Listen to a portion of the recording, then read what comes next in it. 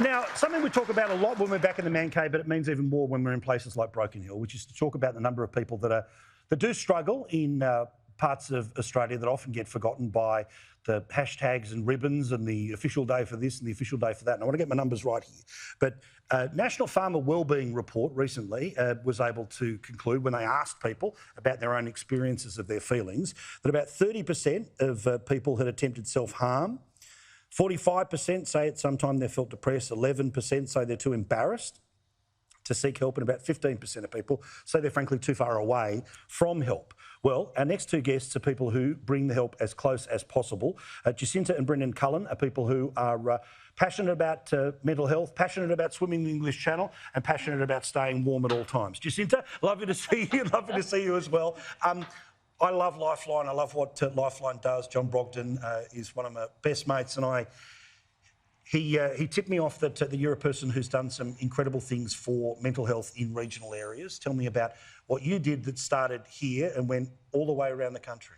Yeah, so Lifeline started a program called How's Your Mate, HYM, and it started in Broken Hill, even though we're in South Australia as well. Started right here in town, and it was about men's health. It's also become now a focus around the youth, and it came out of a spike of some suicides in some football clubs, and they came to us and said, what can we do?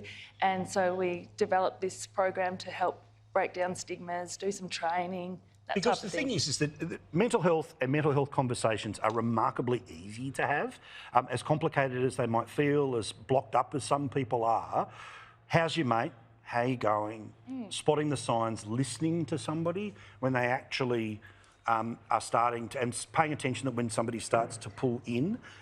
Is that different in a regional area where, generally speaking, people will keep to themselves as a way of being? But is it a little harder to crack to get in there? I think it can be. I mean, I think as a rule, men are usually a little bit harder as well, wherever you are, whether it's a country because we're dumber. or the city. We're dumber, Blake. Us women like to chat and natter, and but I think I don't believe you. Where's the evidence? I think men are certainly getting a lot better of it, and programs like this are helping that. How do you notice it, Brendan, amongst mates? You're a sheep farmer. How do you notice the chats have changed over, say, the past 10 years? Yeah, look, I've been involved with football clubs and worked out in the bush my whole life. And I think if you are asking someone how you're going, that has a whole different meaning to it now.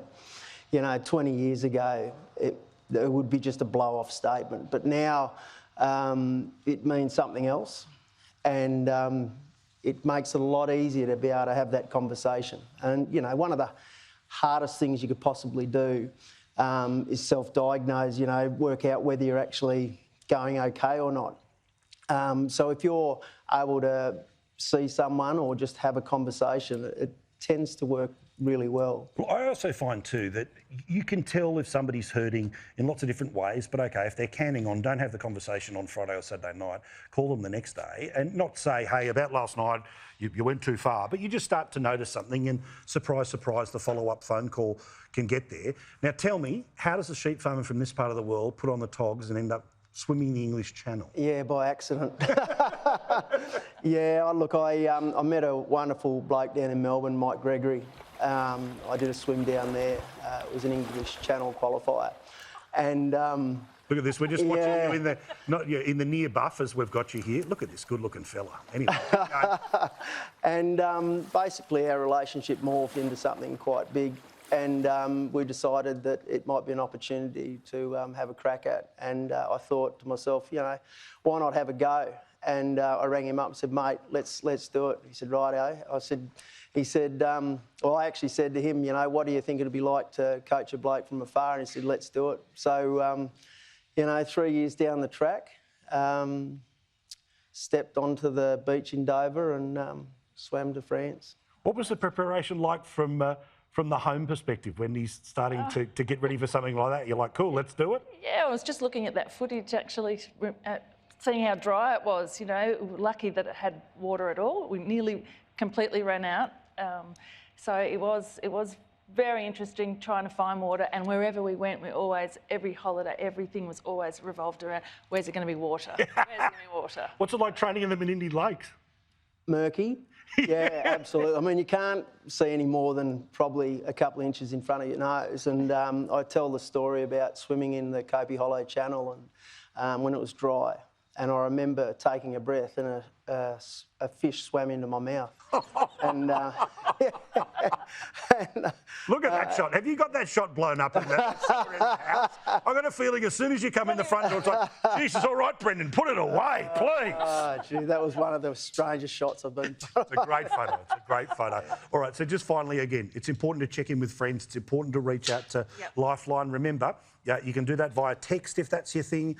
You've obviously got the traditional telephone number, websites as well, but you know there's people in your communities as well. Is that the best way to reach out to Lifeline? Yeah, absolutely. We've got the website. If you're in locally here, come in, and you can call the crisis number 13 11 14. Thank you for what you do. Good on you for what you do. Thank you so much, Jacinta. Thank you, Brendan. Thanks you. a lot. Good on you Thank guys. you. How good are they? Give them a round of applause. They're awesome.